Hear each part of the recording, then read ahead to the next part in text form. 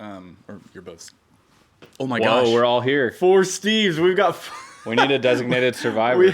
we have 4 Steves. I know you should never be allowed to have all 4 Steves in one location. And there's no one here to chide us Andrea for jokes. Andrea is gonna be glad that she wasn't here for 4 Steves in the same room. Hey guys, Stephen Hale here from the Nashville Banner, and I'm joined by my colleague, one of the few drowsy reporters who was at the Metro Courthouse last night, Yes. Stephen Elliott. You're quoting my Carl Hiaasen excerpt. Well, I was going to ask you later, but we can do it now. What Carl Hiaasen book are you reading? Because I did not recognize that passage. Sick Puppy, which is from 1999. I have like 3 Carl Hiaasen books waiting on my bedside table for me to read that I haven't gotten into yet. You being a Florida man and a journalist, I feel like it's just good fodder for you. I need to check it out. For those who don't know, he's a journalist and novelist who is in Florida, and he writes a lot about Florida people and local government shenanigans. And so it's just right up my alley. Yes. And so speaking of local government, you posted this because you were at a long Metro Council meeting last night that included a big public hearing and then went on well after that. How long did it last? Well, putting it in context, it wasn't actually that long. I think we got out around 9:30. So some of these go 2 or 3 hours longer than that. So the public hearing was in the beginning, and this was about the budget, right? Yes. So the budget is normally worked out in May and June. The mayor submits a budget proposal to the city council, Metro Council, on May 1st usually, and then they have 2 months basically to make some tweaks, pass their own budget or pass his budget before the start of the new fiscal year. But in the last couple of years, they've wanted to get more public input earlier in the process because there's a formal budget public hearing in June, but by then it's almost too late to make any real changes to it. Right. Is that when it's on second reading at the council? So it's kind of already baked at that point. Yeah. And they do make some changes around the fringes, but it's too late to make any more substantial changes. So they started having this public comment period earlier in the process in hopes that some of that feedback could be incorporated earlier. Mm-hmm. And that's what happened last night. And we were talking before, you said there didn't end up being that many people there, or not as many as maybe they expected, possibly because of, obviously, we're just coming off the storm and things are a little abnormal. Is that right?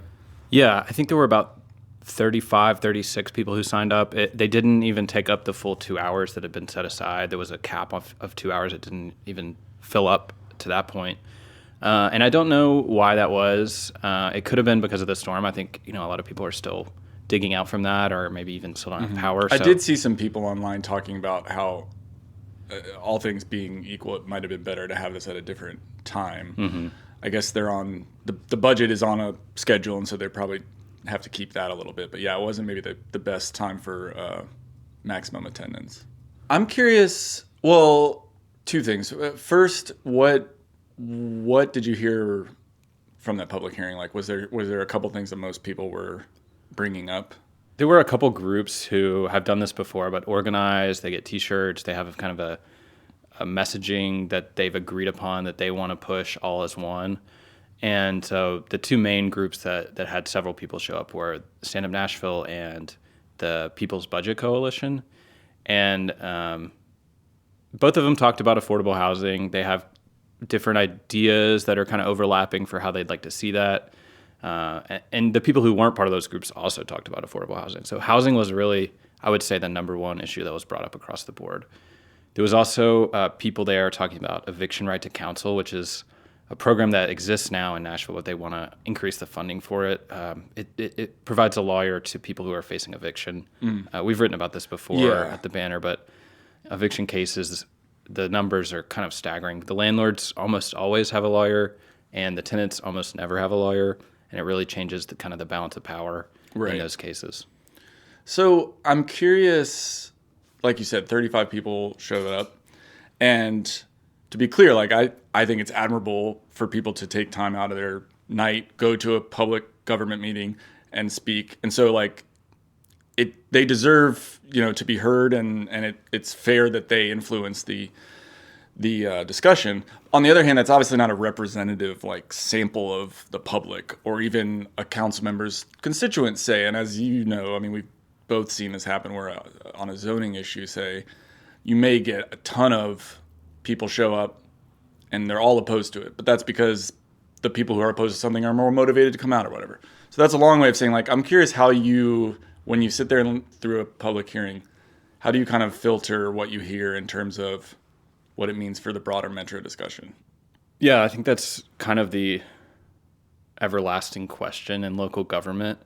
I think it's the council member's job. It's also our job as journalists, and it's the mayor's office's job to find those people who aren't showing up to public meetings.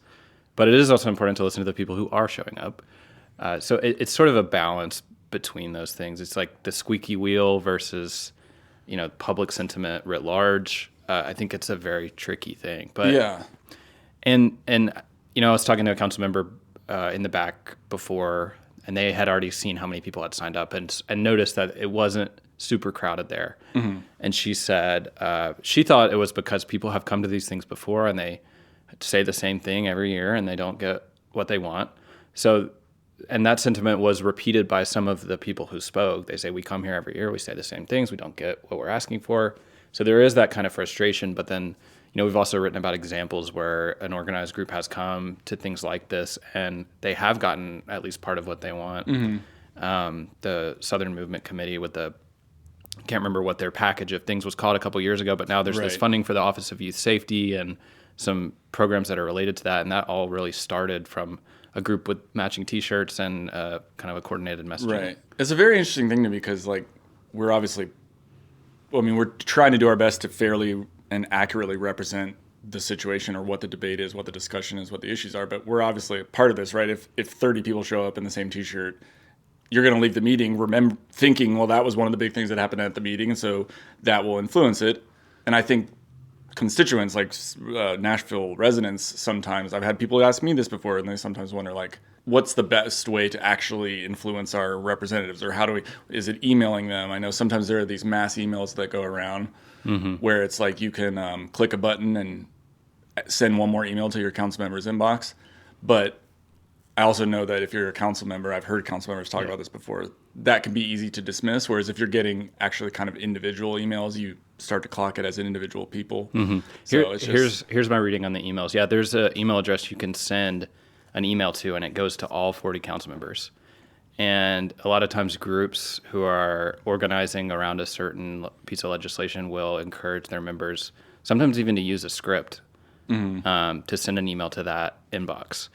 And what I've found, and please, council members, if you think this is offensive, please reach out to me, selliott@nashvillepublicmedia.com. But those mass emails, council members only use to confirm their priors. So if they agree with the sentiment, they use it and say, we got 1,000 emails saying this. And if they don't, they just delete them. So I do think if you're trying to legitimately influence your local government, you could get involved with boards and commissions. These are even smaller. They're closer to the people because the people on the boards are just local people. They're not politicians. Also get to know your district council member. You live in one of 35 districts, and that person is elected by 1,000 people. So you're one of those 1,000 people. It's a lot closer than you to the mayor. Right.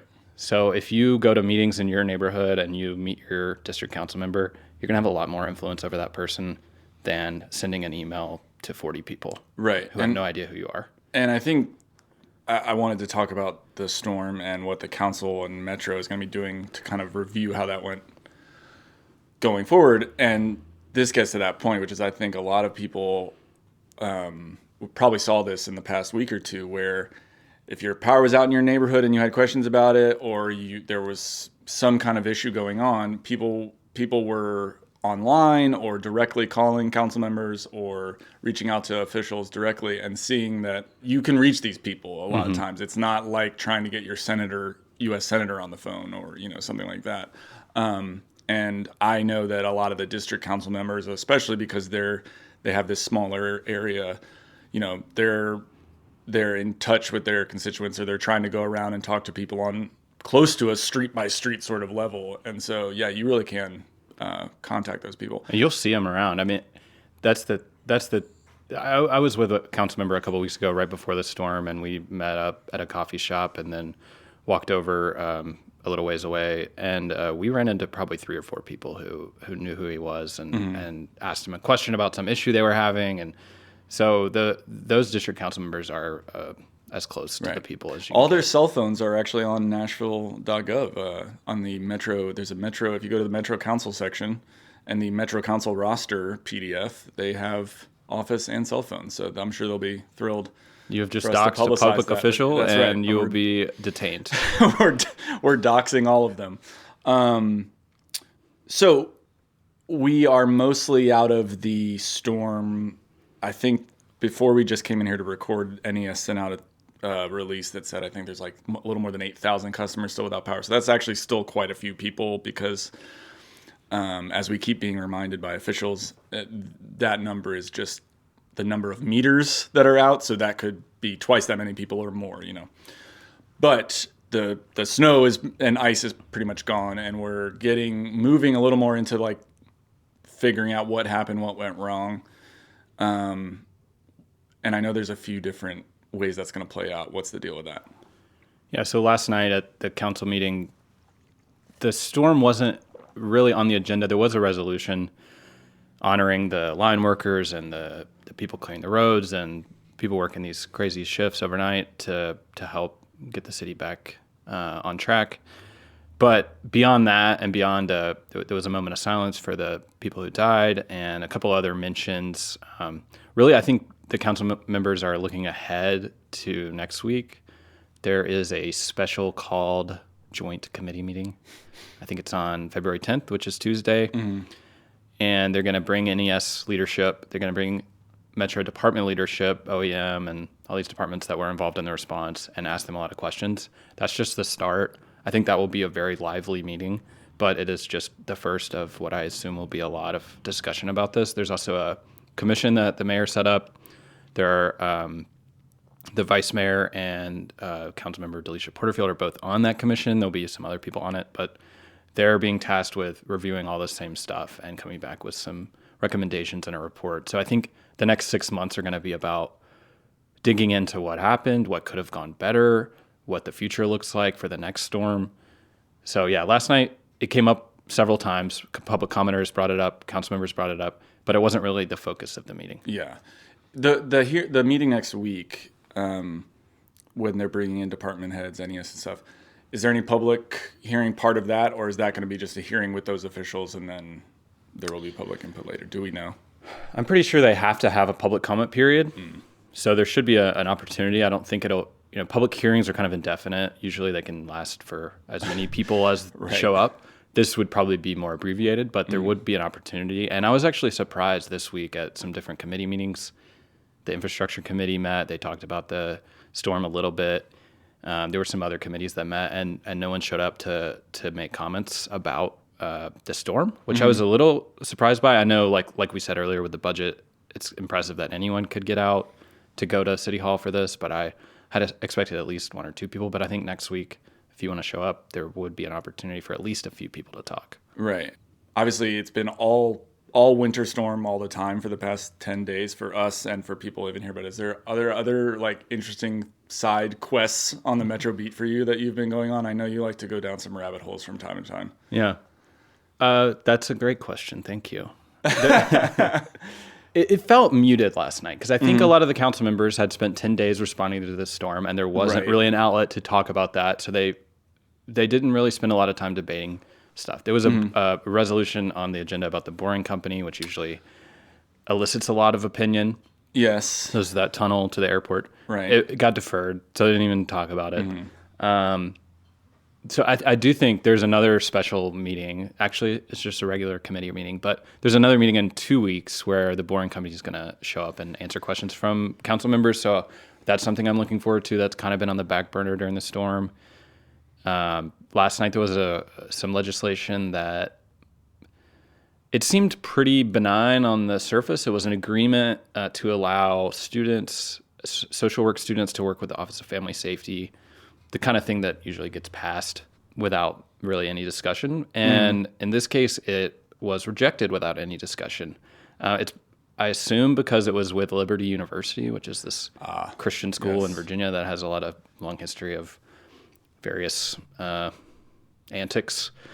But no one conservative Christian characters that have been in leadership there. Yeah, but no one said why they were voting against it. I assume it was because of that. But I would have been interested to hear people actually discuss that instead of just vote no. Yeah. We'll get out of here, but we were talking before we started recording, and we were talking in the beginning about we were talking about you reading the book you're reading, and we were also talking about some movies and shows. What have you seen lately that's good?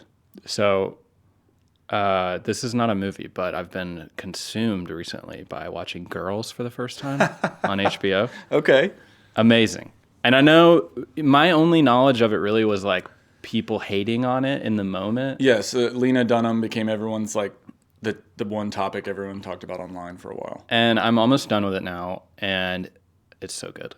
Kind of crazy to look back at the cast of that show. So Lena Dunham, Adam Driver is on there for a bit. Allison Williams. Yeah, Allison Williams. Yeah, there's a lot of people that have gone on from that. I'll just drop this while we're talking about this that I was telling you before, which is Ponies on Peacock. People should check out. We were also discussing that I'm not actually sure if I'm paying for Peacock or not right now, but I have access to this show. So we need to do an audit of your subscription payments. Yes. I'm not, it's all being taken out automatically. Mm-hmm. I am also pretty sure that I'm paying for Disney and Hulu like twice in different ways, but what can you do? So yeah, other than that, people can check out NashvilleBanner.com, subscribe to the flyer, follow us online. You can email Stephen Elliott at the email address he noted earlier. You can follow all our other Steves on social media, and we hope you keep listening to us. We are produced by Andrea Tudhope, who is not in the room today because it's just us Steves, but we'll see her again next week, and we'll see you again too.